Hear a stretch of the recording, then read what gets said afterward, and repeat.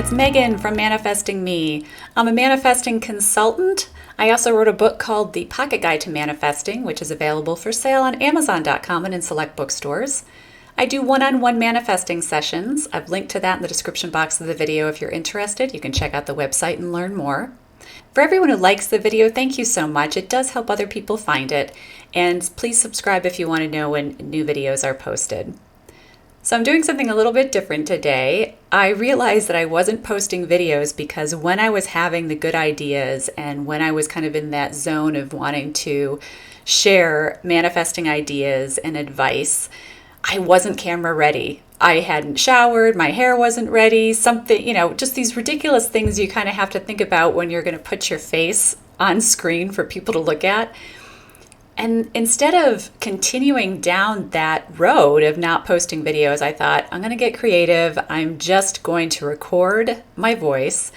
We're going to do an episode where I put pretty pictures on the screen for everybody to look at, and we're going to talk manifesting no matter what.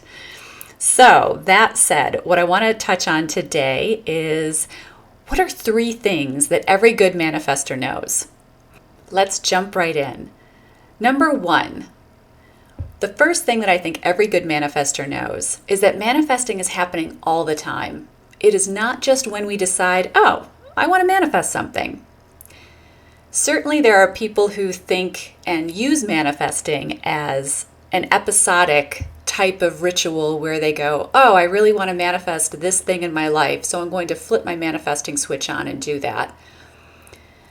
What I've come to realize, however, is that by digging into why and how manifesting works, and that's kind of getting into this law of attraction theory, suddenly I realized it's not just that manifesting is going on when I decide it is. Manifesting is happening all the time. It is affecting all of my life, not just one little area that I might want to give a polish to.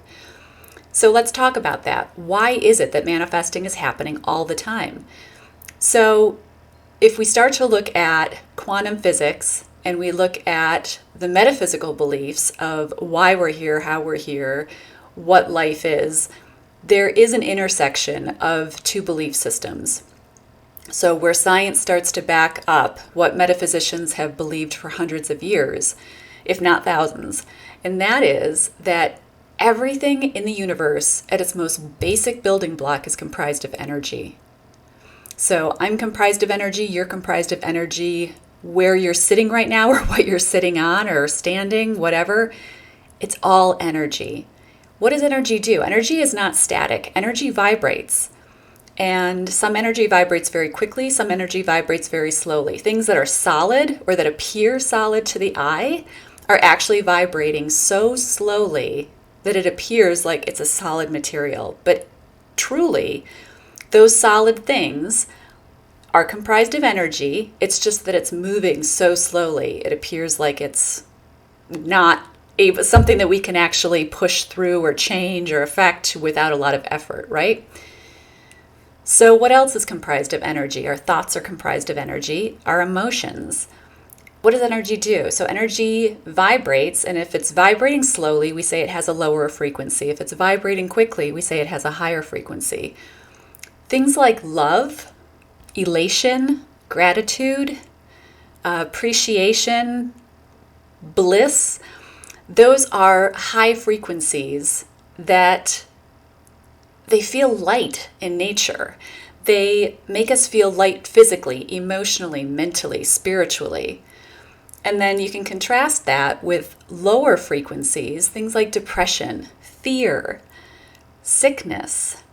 Those are some of the lower frequencies that can weigh us down, and they make us feel like it's difficult to move out of those situations because that energy is moving more slowly.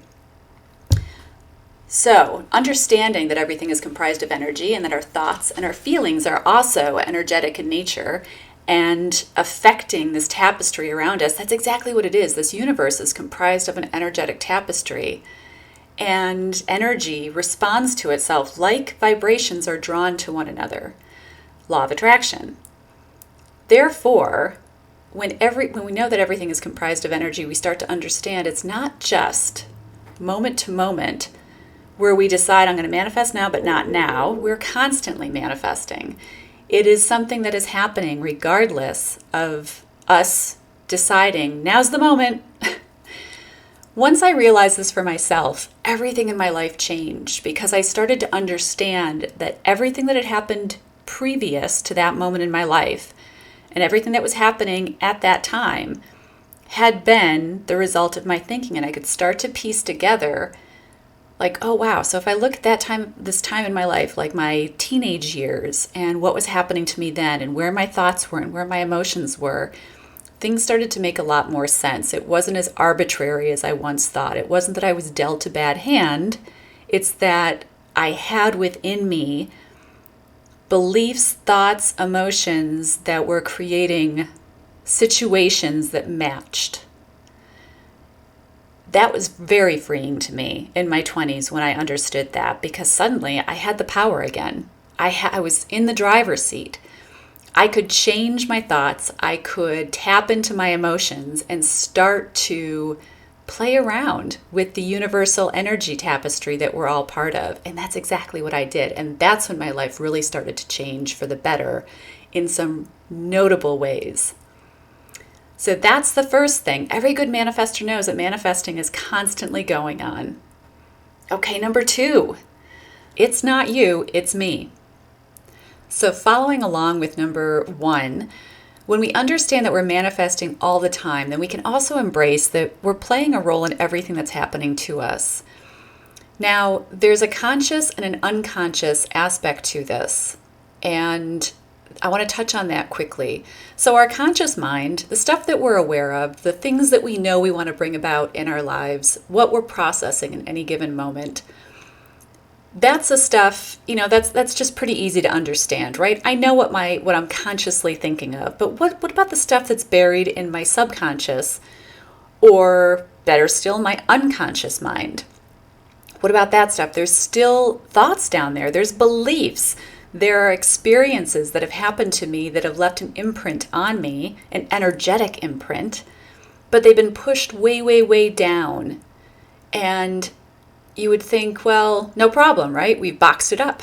We've stuffed it down. It doesn't affect us. Oh, no, my friend.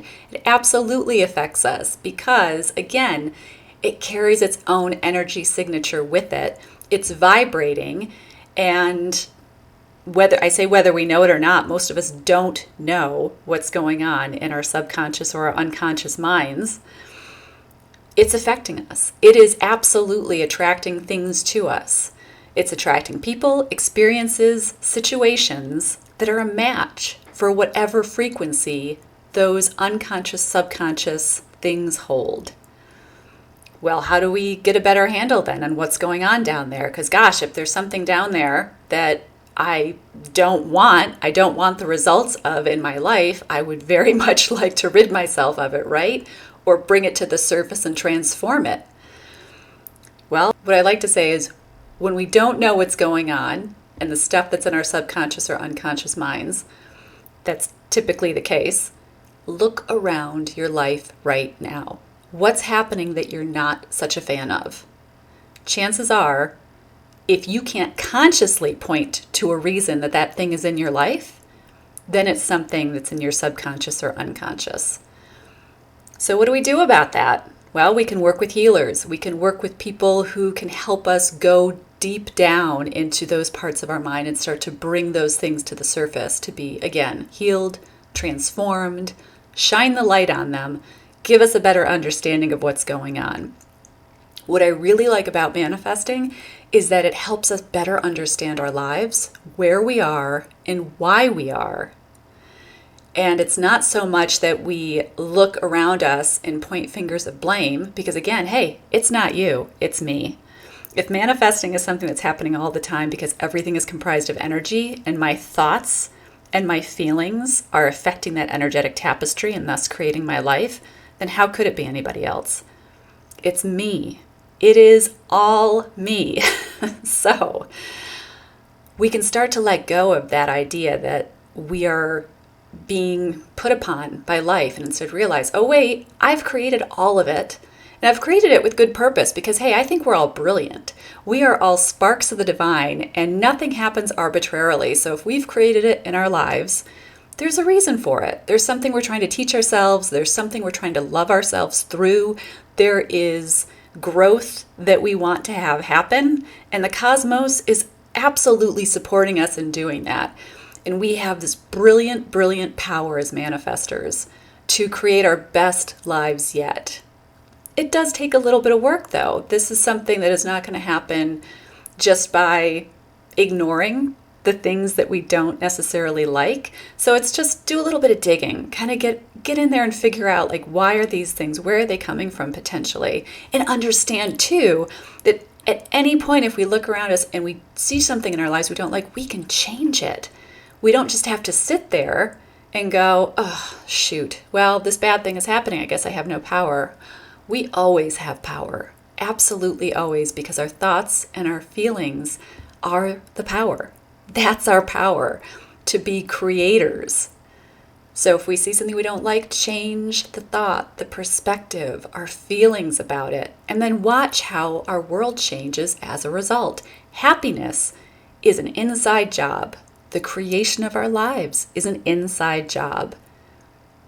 Another thing, that was another thing. When I learned that, oh my gosh, I felt so free. And it gave me such inspiration that I could actually craft the life I had always wanted to live, that it wasn't up to chance. So tagging on to this, I want to talk about gurus and so-called experts, people that we look to who we feel have the knowledge that we're seeking. This can be somebody who's written a best-selling book, or dozens of them. People who are well known for their inspirational talks. People who seem to have millions of followers, and you hear people just buzzing about them. Oh my God, did you hear so-and-so speak? Oh, they have the most amazing methodology for doing this, that, or the other thing. I think it's fantastic. I also believe, however, that all of us are experts. All of us are gurus. All of us have the wisdom. And when we see somebody outside of ourselves who sparks something within with which we resonate, so they say something and it really makes sense to us, it is that we have manifested that person to reawaken us to our own innate wisdom. We have created them to bring to life the part of us that had been asleep. So rather than saying that somebody has healed us or somebody has given us knowledge we didn't previously have, I would offer a change in perspective and a different way to frame it in order to, well, really pay homage to the fact that each of us is a powerful creator. And I would say, I manifested that healer that I could dance with energetically so that I could get myself to a higher way of being. So this person, this guru, this expert is not separate from me. They are a part of me. They are the part of me that knows this, that had been asleep, and now that part of me is woken up. And as such, I created them to remind me who I am, to remind me how powerful I am. What a brilliant thing. That way, we're not having that sense of separation, that sense of less than, that sense of, oh, I need to rely on an external source in order to live my best life. We each have the power within us to live to our highest good, and that's how we do it. We create outside of ourselves situations that remind us who we are, what we want to learn, and what we're capable of. All right. The third and final thing I think every good manifestor knows is this. Everything is possible. Believe in magic. And hey, it all boils down to beliefs. Whether we believe we can or we can't, we're right both ways. So there are people who are listening to this and might be thinking, I don't believe any of what you're saying. It's all crap. Well, guess what? That's the truth for you. And your life is going to reflect that. There are other people for whom this will really resonate and will really feel good in their soul. And for those people, this is truth. And this is what manifests in their lives. This is really interesting because when we break it apart, we realize, wait a second, that means that everybody's right. There is no wrong. There is no other. There is no reason to ever argue with somebody because, hey, whatever anybody believes is what's going to manifest for them.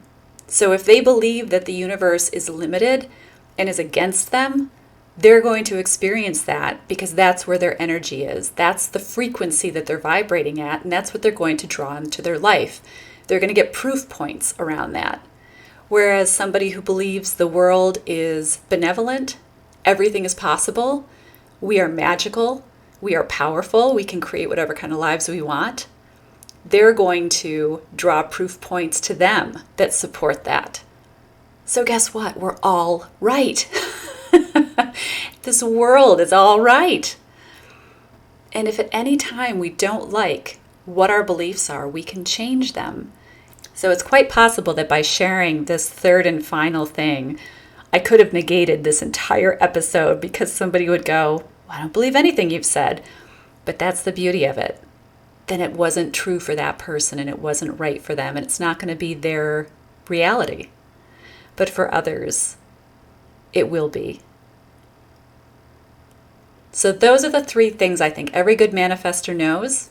I'm so glad you were here. As always, until next time we meet, I wish all of you happy manifesting.